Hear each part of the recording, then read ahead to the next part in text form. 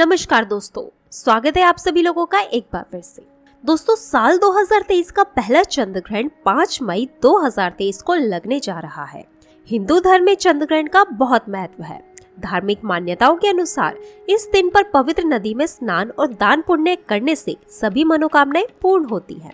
दोस्तों, साल 2023 में कुल 4 ग्रहण लगने वाले हैं, जिनमें से 2 सूर्य ग्रहण एवं 2 चंद्र ग्रहण है। 5 मई 2023 को साल का पहला चंद्र ग्रहण लगने जा रहा है, जो कि बैसाख माह की शुक्ल पक्ष की पूर्णिमा तिथि को लगेगा।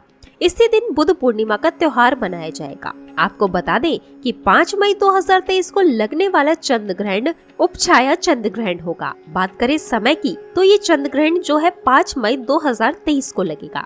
ये 5 मई की रात 8:45 पर शुरू हो जाएगा और चंद्र ग्रहण की समाप्ति रात 1 बजे होगी। ये उपछाया चंद्र ग्रहण भारत में दिखाई देगा। भारत के अलावा ये चंद्र ग्रहण दक्षिणी पूर्वी यूरोप, एशिया, ऑस्ट्रेलिया, अफ्रीका, प्रशांत महासागर, अटलांटिका व हिंद महासागर के साथ अंटार्कटिका में भी दिखाई देगा।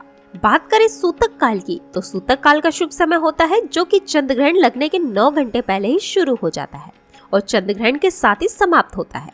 सूतक काल अशुभ समय है, जिसमें कोई भी शुभ कार्य करना वर्जित बताया गया है और सूतक लगते ही मंदिर के कपाट बंद कर दिए जाते हैं, पूजा पाठ बंद हो जाती है, मूर्तियों का स्पर्श भी वर्जित होता है। लेकिन ये चंद्र ग्रहण एक उपछाया चंद्र ग्रहण है, लेकिन ये चंद्र ग्रहण में सूतक काल मान्य नहीं होता है। आपको बता दें, जब भी ग्रहण जैसी कोई घटना घटित होती है तो इसका प्रभाव मानव जीवन एवं प्रकृति पर देखने को मिलता है। मान्यताओं के अनुसार चंद्र ग्रहण के समय भोजन करना, सोना, शुभ कार्य करने की मनाही होती है। इसके साथ ही गर्भवती महिलाओं को चंद्र ग्रहण के दर्शन नहीं करने चाहिए, अन्यथा होने वाले शिशु पर बुरा प्रभाव पड़ सकता है। इसलिए वह चंद्रमा की रोशनी में ना जाए। अपने खाने पीने की चीजों में तुलसी का पत्ता मिलाकर रख ले। इससे आपका खाने और पीने के जो भी चीजें हैं वो दूषित नहीं होगी। ग्रहण समाप्ति पर पूरे घर में गंगा जल का छिड़काव करें, गंगा जल डालकर स्नान करें। किसी गरीब व जरूरतमंद को अन्य वस्तुओं का दान जरूर करें। दोस्तों, इस चंद्र ग्रहण पर अगर आप लोग भी पुण्य कमाना चाहते हैं तो इस दिन गाय को खिलाएं। ये एक चीज खिलाने से आपके जन्मों जन्मों के पाप धुल जाएंगे। पर इससे पहले दोस्तों, अगर आप हमारे चैनल पर नए हैं तो वीडियो को लाइक करें और चैनल को सब्सक्राइब करना ना भूलें। तो आइए अब बताते हैं कि वो कौन सी चीजें हैं जो चंद्र ग्रहण पर गाय माता को खिलानी चाहिए। दोस्तों, अगर हिंदू धर्म की माने तो ऐसी मान्यता है कि गाय की सेवा अगर निस्वार्थ भाव से की जाए तो घर में लक्ष्मी का वास होता है। वैसे तो युगों से चला आ रहा है कि गाय को हम कुछ न कुछ खिलाते जरूर है। गाय को सनातन धर्म में लक्ष्मी स्वरूप भी माना गया है। कहा जाता है कि गाय की सेवा करने से घर परिवार सुखी और संपन्न रहता है। जिस घर में गाय की सेवा निस्वार्थ भाव से होती है, उस घर में लक्ष्मी जी की कृपा हमेशा बनी रहती है। और जिस घर में गाय की सेवा नहीं होती है, अचानक से किसी भी प्रकार की वहाँ पर विघ्न बाधाएं आती रहती है। वैसे तो कुछ लोग शहरों में भी रहते हैं, महानगरों में रहते हैं, तो वहाँ पर गाय पालना संभव ही नहीं है। लेकिन गाय को वहाँ पर भी रोटी जरूर खिलाई जाती है। लेकिन कई बार गाय को खिलाने में कुछ भूल हो जाती है। तो कौन सी वह 3 चीजें हैं जो गाय को नहीं खिलानी चाहिए, आज हम आपको इस वीडियो में साझा करेंगे। दोस्तों, गाय के अंदर सभी देवी देवताओं का निवास माना जाता है। आप सुबह जो पहली रोटी बनाते हैं, अगर गाय को खिलाते हैं तो देवी देवताओं का आशीर्वाद मिलता है। गाय को गुरु के साथ जोड़ा गया है, यानी गुरु ग्रह के साथ, बृहस्पति ग्रह के साथ। इसलिए गुरुवार के दिन गाय को रोटी पर 1 चुटकी हल्दी डालकर खिलाएं तो सुख संपन्नति ऐश्वर्य बढ़ता है। दुख दर्द कष्ट सब दूर होते हैं। जो लोग मानसिक रूप से परेशान हैं, वह गाय को रोटी पर थोड़ा शक्कर खिलाएं तो सारी टेंशन खत्म हो जाती है, स्वास्थ्य अच्छा रहता है। और अगर आपको लगता है कि आपके सभी ग्रह खराब है, तो ऐसे में गाय को पहली रोटी रोज खिलाएं। सभी ग्रह धीरे धीरे शुभ हो जाएंगे। लंबे समय से कोई शुभ मंगल कार्य नहीं हो रहे होते हैं, तब ऐसे में आप एक गाय को रोटी खिलाएं। गाय के मस्तक को छूकर अपनी मन्नत कहे, प्रणाम करें, उसके पैर छुएं तो आपकी मन्नत जरूर पूरी होगी। तो ये था गाय को आप क्या खिलाएं उसके बारे में। लेकिन गाय को क्या नहीं खिलाना चाहिए, अब हम वो जानते हैं। गाय को रोटी तो हर कोई खिलाता है। अब ये रोटी बासी बिल्कुल भी नहीं होनी चाहिए, यानी कि जो एक दिन की पहली रोटी बनी होती है और आप जो दूसरे दिन सुबह सुबह खिला देते हैं, वो नहीं खिलानी चाहिए। कई बार आप रोटी बना लेते हैं और उस दिन गाय मिलती नहीं है तो रोटी रखी रह जाती है। फिर वो अगले दिन गाय को खिलाने से गाय का अपमान माना जाता है, वो रोटी बासी कहलाती है। इसलिए गाय को एक दिन पहले की बची हुई रोटी कभी नहीं खिलानी चाहिए। सड़ी गली चीजें, खराब चीजें गाय को कभी नहीं खिलानी चाहिए। इससे घर में परेशानी आती है और आप ऐसा करते हैं तो अपनी आदत को बदल दीजिए। इससे घर में तकलीफें आती हैं। गाय को हरा चारा तो हर कोई खिलाता है। हरा चारा आप खिलाते समय एक बात का जरूर ध्यान रखें। गाय को सबसे ज्यादा पीपल का पत्ता लोग खिलाते हैं, पर पीपल का पत्ता आप खुद से तोड़कर मत खिलाना। दूसरी बात, आप घर में सब्जी लाते हैं तो साग आ जाता है, तो उसमें कुछ अच्छी चीजें तोड़कर रखकर बचा कुचा आप गाय को ना खिलाएं। आप जो देंगे गाय वो खा लेगी, लेकिन थोड़ी सी भी कुछ अच्छी चीजें मिलाकर गाय को खिला दीजिए तो ज्यादा फायदा होगा। गाय को दूध नहीं पिलाना चाहिए। आप दही चावल खिला सकते हैं, लेकिन दूध ताजा हो या बचा हुआ, परंतु गाय को भूल कर भी मत देना। तो 3 चीजें गाय को नहीं खिलानी चाहिए। एक तो बची कुची रोटी नहीं खिलानी चाहिए। कोई भी अनाज बच जाए तो उसे दूसरे दिन गाय को नहीं खिलाना चाहिए। जैसे बासी चावल, बासी बची कुची रोटी नहीं खिलानी चाहिए। और अगर आप चारा खिलाते हैं तो सड़ा गला मत खिलाइए, और अगर खिलाते हैं तो उसके साथ कुछ अच्छी चीजें मिलाकर लगाकर खिला दीजिए। दूध भी गाय को नहीं पिलाना है। ये चीज बिल्कुल भी नहीं खिलानी है, नहीं तो घर में गरीबी आती है। माता लक्ष्मी आपके घर में वास करना छोड़ देती है। 84 लाख योनियों के सफर करके आत्मा अंतिम योनि के रूप में गाय का रूप धारण करती है। गाय लाखों योनियों का वो पड़ाव है जहां आत्मा विश्राम करके आगे की यात्रा शुरू करती है। दोस्तों, गाय का कोई अपशकुन नहीं होता। जिस भाग पर मकान बनाना हो तो वहाँ पर अगर आप 15 दिन के लिए गाय और गाय का बछड़ा बांध देते हैं तो वो जगह पवित्र हो जाती है। ऐसी जमीन से बहुत सारी असुरी शक्तियों का नाश हो जाता है, क्योंकि गाय में सकारात्मक ऊर्जा का भंडार माना गया है। दोस्तों, गाय का मार्ग रोकना, अगर आप कहीं जा रहे हैं और गाय माता आपका मार्ग रोकते तो ये बहुत ही शुभ माना गया है। गाय और बछड़े का दर्शन एक साथ आपको हो जाए तो आपकी सफलता का प्रतीक माना जाता है। अगर आपके घर के आसपास गाय घूमती रहती है तो इसका मतलब है कि आपके घर से काफी सारे संकट अपने आप ही दूर होने वाले हैं और सुख समृद्धि पूर्वक जीवन आपको मिलता है। गाय के समीप अगर आप जाते हैं तो कई संक्रमण जैसे सर्दी, जुकाम आदि आश्चर्यजनक रूप से अपने आप बिना दवाइयों के खत्म हो जाते हैं। अगर आपको गाय अचानक पूंछ मार देती है तो ये बहुत ही शुभ संकेत माना जाता है, और काली चितकबरी गाय का ऐसा करना और भी ज्यादा शुभ माना गया है।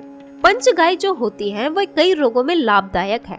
पंच गाय के दूध, दही, मूत्र और गोबर इन सभी को शरीर के रोग निरोधक क्षमता को बढ़ाकर रोगों को दूर करने वाला माना गया है। ऐसा कोई रोग नहीं है जिसका इलाज पंच गायों में नहीं किया जाता है। दोस्तों, आज के समय में लोग गौ माता की पूजा करने की बजाय, उनका सही उपयोग करने की बजाय उनको काटकर मारकर खाना ज्यादा पसंद करते हैं। शायद ये सुनकर आपको बुरा तो जरूर लगा होगा, पर ये सच है। और गाय को रोटी देने से न केवल सुख समृद्धि की प्राप्ति होती है बल्कि बरकत होने लगती है। अगर आप गाय को पाल सके तो अच्छी बात है, लेकिन आज के मॉडल युग में जहां लोगों को शायद खुद के घर में रहने की जगह नहीं है, ऐसे में गाय को रखना थोड़ा कठिन और महंगा हो सकता है। ऐसे में आप गाय को रोटी तो दे ही सकते हैं। कम से कम रोटी देकर आप सुख समृद्धि को प्राप्त कर सकते हैं। आपके घर में बरकत होने लगती है। हमारे बुजुर्ग हमेशा कहते आए हैं कि गाय को रोटी खिलाना चाहिए, लेकिन समय के चलते गाय की सेवा हर कोई नहीं कर पाता। कम से कम रोटी तो आप खिला ही सकते हैं। अगर रोटी भी नहीं खिला सकते हैं तो जैसे काफी सारे जो हमारे भाई बहन विदेशों में रहते हैं तो उनको गाय नहीं मिलती है, वह पूछते हैं कि हम कैसे गौ सेवा करें। आप ऐसा कर सकते हैं कि आप गाय के नाम के पैसे निकालते जाएं और फिर आप चाहे तो कभी इंडिया आए तो आप गौशाला में दान दे दें, या फिर आप चाहे तो वहीं पर किसी गरीब को गाय के नाम की रोटियां खिलाएं और फिर किसी भी अनाथ आश्रम में चले जाएं, किसी वृद्ध आश्रम में चले जाएं, किसी भी दूसरे सफेद पशु को आप भोजन कराएं। ये भी आपके लिए बहुत ही अच्छा होने वाला है। कम से कम रोटी तो जरूर खिलाएं। दोस्तों, हमारे देश में कई जगह देखा गया है और कई लोगों का प्रश्न आता है कि हम झूठी रोटी गाय को देते हैं, क्या ये सही है या गलत? हम झूठा खाना, बचा हुआ खाना गाय को खिलाते हैं, यानी कि जो बच जाता है वो गाय के हवाले कर दिया जाता है। तो आपको बता दें, रामायण काल में गौ माता को एक श्राप मिला था। उसी वजह से आज उनके साथ ऐसा हो रहा है। उसी श्राप की वजह से गौ माता में देवी देवताओं का वास होने के बाद भी उनको झूठा खाना पड़ता है। यहाँ तक कि गाय पॉलिथीन भी खाती है। हालांकि ये किसी भी लिहाज से सही नहीं है। आपको बता दें, वाल्मीकि रामायण में सीता द्वारा पिंडदान देकर दशरथ की आत्मा को मोक्ष मिलने का संदर्भ आता है।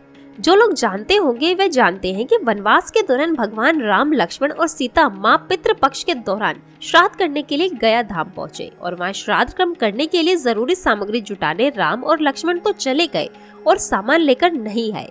इधर दोपहर हो गई, पिंडदान का समय निकलता जा रहा था। सीता माँ घबराने लगी। तभी दशरथ की आत्मा ने पिंडदान की मांग कर दी। अब गया जी के आगे फाल्गुनी नदी पर अकेली सीता जी मुश्किल में पड़ गई।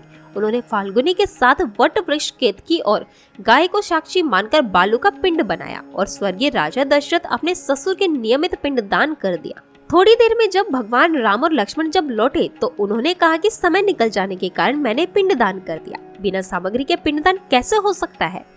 इसलिए राम जी ने सीता माँ से इसका प्रमाण मांगा। तब सीता माँ ने कहा कि जो फाल्गुन नदी का रेत है, केतकी के फूल हैं, गाय और वट वृक्ष है, जो मेरे द्वारा किए गए श्राद्ध कर्म की गवाही दे सकते हैं। इतने में फाल्गुन नदी, गाय और केतकी के फूल, ये तीनों इसको मुकर गए और उन्होंने कहा सीता माँ झूठ बोल रही है, सिर्फ वट वृक्ष ने सही बात कही। तब सीता माता ने दशरथ का ध्यान करते हुए उनसे ही गवाही देने की प्रार्थना करी।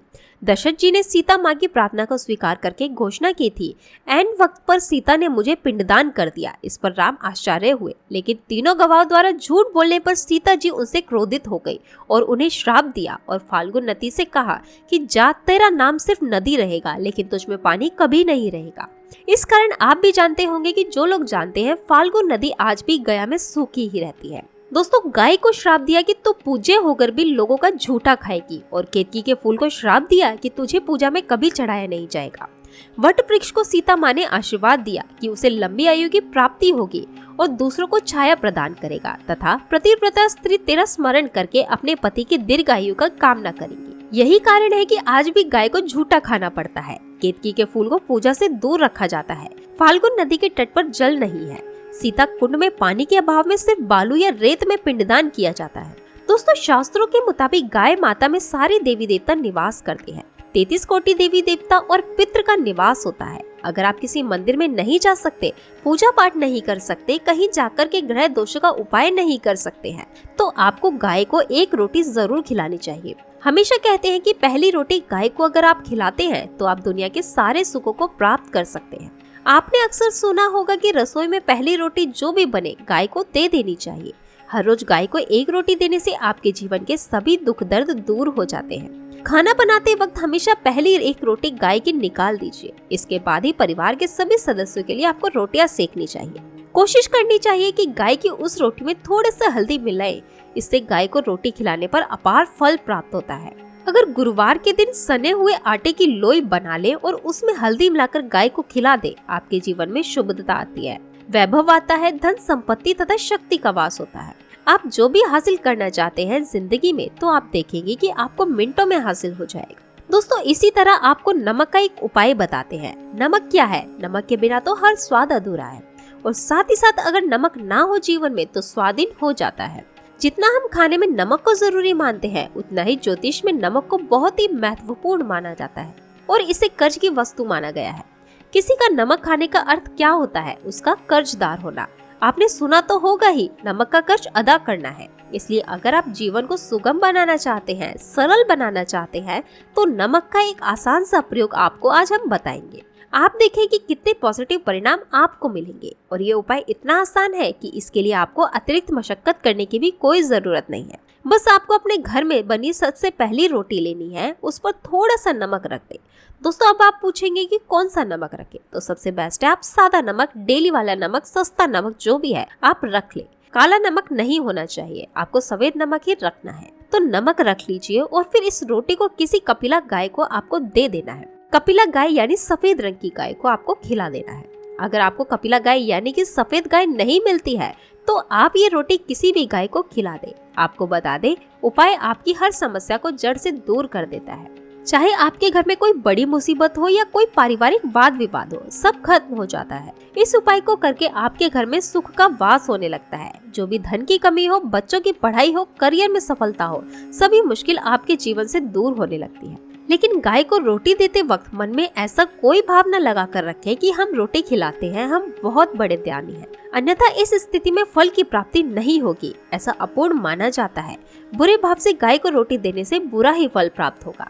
गाय को रोटी खिलाने से बरकत के अलावा आप देखेंगे धन संपत्ति में दिनों दिन बढ़ोतरी होने लगती है और आपके ग्रह दोषों से आपको मुक्ति मिलती है। दोस्तों, अगर आपके घर में धन की कमी है तो आप कोई उपाय जरूर करना चाहिए। ये उपाय आप किसी भी दिन कर सकते हैं। तो दोस्तों, आज के लिए बस इतना ही। सच्चे दिल से कमेंट बॉक्स में लिखिए जय गौ माता, जय माता दी। गौ माता के लिए एक लाइक तो बनता ही है।